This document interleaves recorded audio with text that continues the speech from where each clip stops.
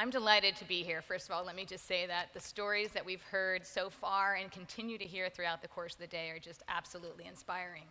And as such, I am delighted to introduce Yavor, who I now call my new friend, by the way, as well as a new role model for me.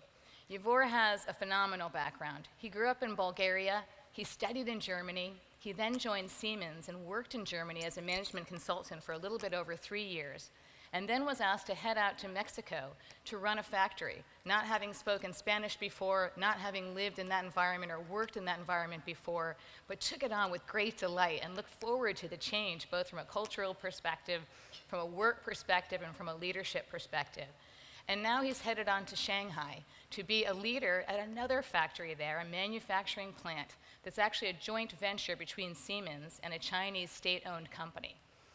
What I think makes Yavor stand out is a variety of different things. Not only is he clearly a great leader, an engaging individual who takes on new responsibility and new challenge without a second thought.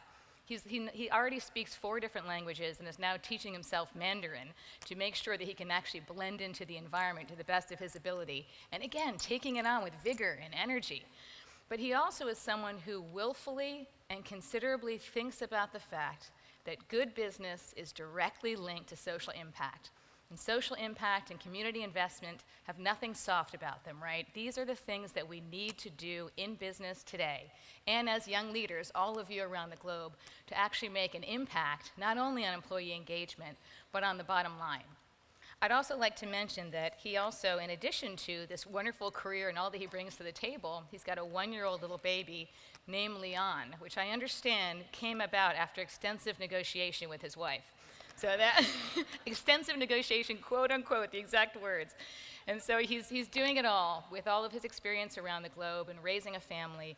And as I said, someone who has inspired me to really get out there, and I hope inspires all of you to get out there and talk about the importance of social value, community investment, and business imperative. So with that, I'm going to invite you to listen to Yavor Nikolov, my new friend. Thank you. Thank you, Patsy. Wow, these are some expectations there. So, like I said, I'm from Bulgaria, and in 2013, I moved to Mexico to become plant manager of one of Siemens' largest factories in North America.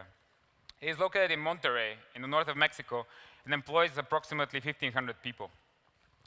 At that time, our factory was losing money, our production was very poor quality, and we had many unhappy customers. Ironically, also Mr. Robert Hart and Siemens Canada's customers here. We were actually thinking of closing the factory down.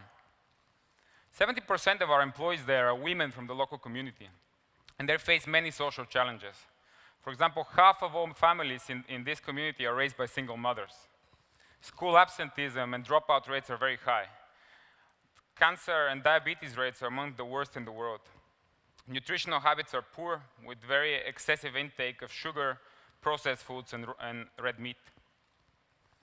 Although the area's economy is very strong and unemployment is low, actually stability at work is very rare. To give you an example, only in 2013, 150 people were leaving our company every month.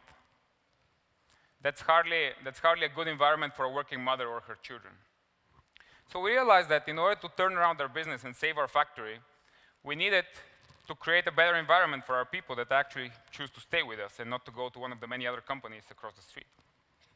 So we decided to focus on 2 main critical issues for each family: health and education. Clearly, given the poor health record, the government initiatives were not enough.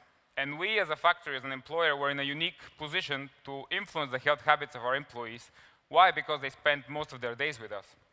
So what we did, we strengthened our on-site medical team, and we started regular educational campaigns on diabetes, cancer, or breastfeeding. For breastfeeding, in Mexico, typically the maternity leave is only 6 weeks after birth. So mothers have a difficult choice. Either they stop breastfeeding very early, or they leave their job. So what we did, we set up a dedicated team that was only looking for ways to creatively promote the benefits of breastfeeding to our workers and find the ways to create the conditions necessary so that mothers can continue breastfeeding while working. which is healthier for their children and good for the company because we don't lose good employees.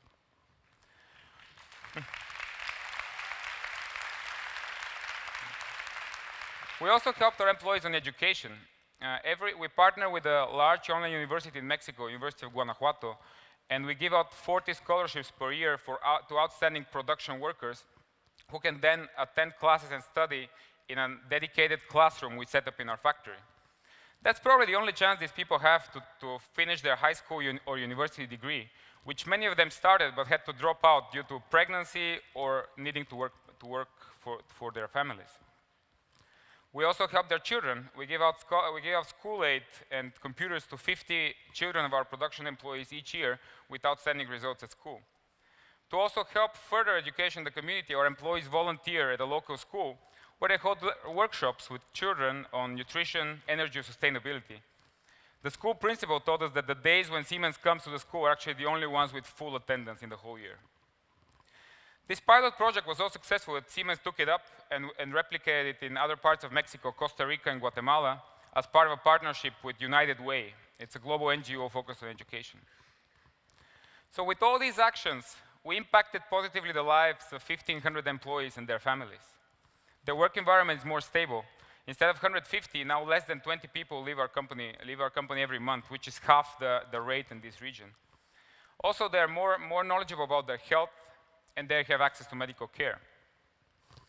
Also, every year, 40 people sign up for our online university program, 50 children get school aid and computers, and more than 100 other children attend our workshops. And the best thing is the company also benefited greatly. Actually, next week, our factory is heading to Berlin, where we're going to present our factory as a model, as a finalist to the Siemens Global Award for Performance. So instead of closing it down due to the factory's performance, now we are launching a new product based on a new technology, which will create about 100 new and more meaningful jobs at the factory. And also, I'm very, very proud of what we achieved over the last 3 years in Monterrey, because we combined tangible social impact with remarkable business success. For us, actually, social responsibility, it was never like a lip service or something separate or a one-off charity event. It was an integral part of our business strategy. Just what Mario von Schumann yesterday referred to as business to society. This way, we benefit the community and we benefit our shareholders. I'm 30 years old, and our factory's leadership team average age is 35. So I think our story also shows how us young leaders, we can establish a new, more open, more participative, and more caring leadership style also at companies that Professor Yunus calls conventional for-profit businesses. To establishing this style, we can drive genuine change also by making profits. To establish this new way of leading our companies is entirely within our hands, leaders at one young world. So let's go out there and make it happen. Thank you.